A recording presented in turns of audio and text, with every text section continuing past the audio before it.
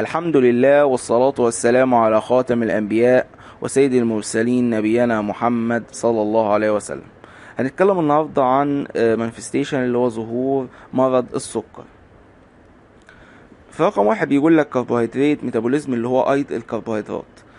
في رقم ايه الانسولين طبعا بيقل، عامل لك سهم تحت بيقول لك الانسولين بيقل. طبعا لما الانسولين يقل هيؤدي لحاجه تقل تاني اسمها ايه جلوكوز ابتيك باي سيل، يعني امتصاص الجلوكوز بواسطه الخليه هيقل طبعا لان الانسولين قل.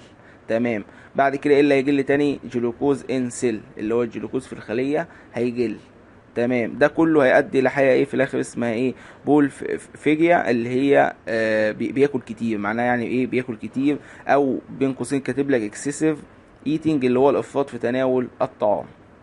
تمام.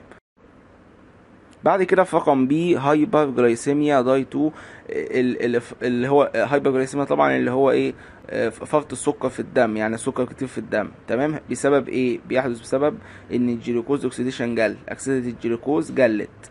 اند حاجه اسمها ايه حاجه اسمها جلوكوجينايسيس اللي هي تخليق الجلوكوز. تخليق الجلوكوز ايه هيزيد، فكده هيحدث طبعا ايه هايبر جلايسيميا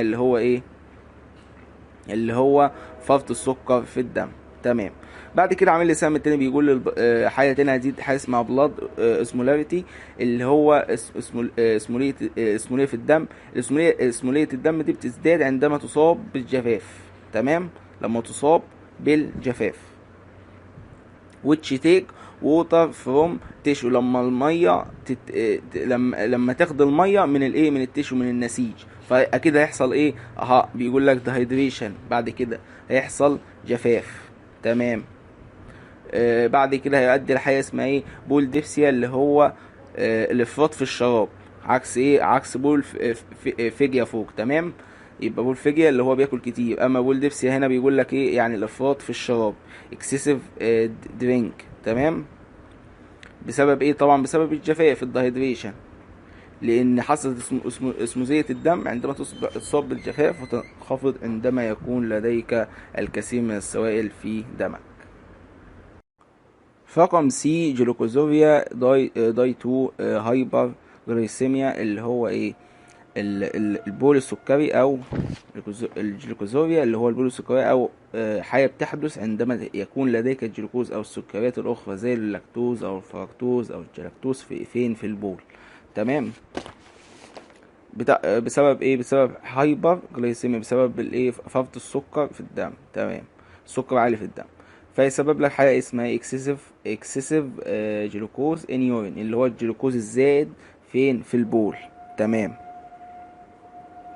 طيب بيقول لك بعد كده هيؤدي لحاجه اسمها ايه اسموتيك دايريسز، يعني مدر اضرار البول التناضحي او الاسموزي. تمام. ده عبارة عن زيادة التبول نتيجة وجود مواد معينة في السائل الذي يتم ترشيحه بواسطة الكلى. يتحول هذا السائل في النهاية إلى بول. تتسبب عملية التناضح الناتج عن هذه المواد في دخول ماء إضافي إلى البول، مما يزيد من كميته. تمام.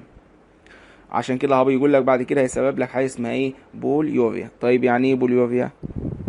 بوليوريا هو انتاج مفرط او كبير بشكل غير طبيعي للبول، او مرور البول بيمر البول اكتر من 2.5 لتر او 3 لتر، او اكتر من 3 لتر على مدى 24 ساعة عند البالغين. يبقى لما يمر اكتر من 2.5 لتر او اكتر من 3 لتر على مدى 24 ساعة عند البالغين، ده هنسميه بوليوريا. تمام. بعد كده بيقول لك هيؤدي لحاجه اسمها اكسسيف ماكيوريشن اللي هو التبول المتكرر. تمام. بعد كده في رقم دي بيقول لك اكسسيف لوس اوف ووتر سوليبل فيتامين اللي هو فقدان مفرط للفيتامينات القابله للذوبان في الماء.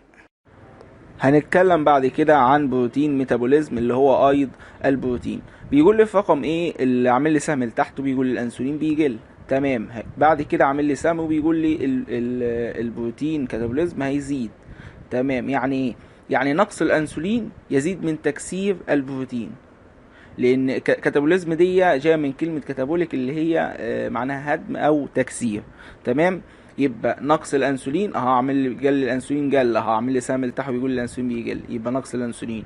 بعد كده بيقول لي زياده حاجه اسمها بروتين كاتابوليزم اللي هو ايه؟ تكسير البروتين، يبقى نقص الانسولين بيزيد من تكسير الايه؟ البروتين. تمام. بعد كده بيقول لي هيؤدي الى زياده حاجه اسمها ايه؟ اللي هو تخليق الجلوكوز. تمام. بعد كده في رقم بي بيقول لي حاجه هتزيد اسمها بروتين كاتابوليزم برضه فروم ماسل، يعني هدم البروتين بس من العضلات، يبقى هدم البروتين من العضلات. طيب لما هدم البروتين من العضلات يزيد اكيد هيحصل حاجه اسمها ماسل ويستنج اللي هي ايه؟ ضمور العضلات. ضمور العضلات معناها انخفاض في حجم الايه؟ العضلات وكده. تمام. بعد كده في رقم سي انتي بودي فورميشن هتقل، اللي هو تكوين الاجسام المضاده هيقل. طب ده بالتاكيد هيقل المقاومه، مقاومه الامراض مثلا، يبقى اكيد ايه؟ بعد كده بيقول لك انفكشن هتزيد، العدوى هتزيد، لان الانتي بودي فورميشن اللي هو تكوين الاجسام المضاده قل. تمام. بعد كده في رقم دي بيقول لك بور هيلينج اوف ووند، يعني ايه؟ يعني بطء عملية التئام الجروح، يعني التئام الجروح ياخد فترة قبل ما يلتئم، هيبقى في بطء او تأخر في ايه؟ في التئام الجروح. بعد كده في رقم 4 بيقول لي حاجة اسمها مايكرو انجيوباثي، يعني مرض الأوعية الدموية الدقيقة. بص، طبعا اعتلال مرض الأوعية الدموية الدقيقة ده هو أحد المضاعفات الرئيسية لمرض السكر.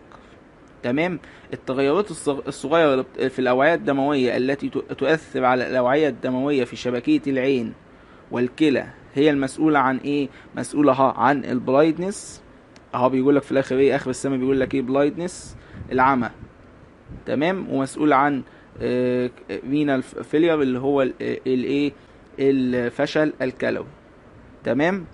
بس فهي الفكرة دي ان المرض الاوعية الدموية ده الاوعية الدموية الدقيقة ده احد المضاعفات الرئيسية لمرض السكري. بيسبب لك ايه؟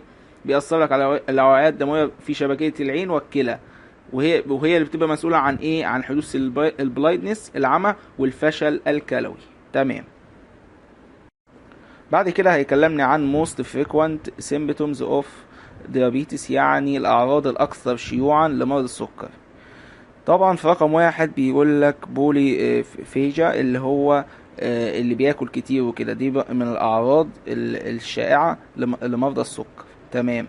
طبعا البوليوريا اللي هو تكرار التبول أو بيتبولوا كتير وكده. تمام.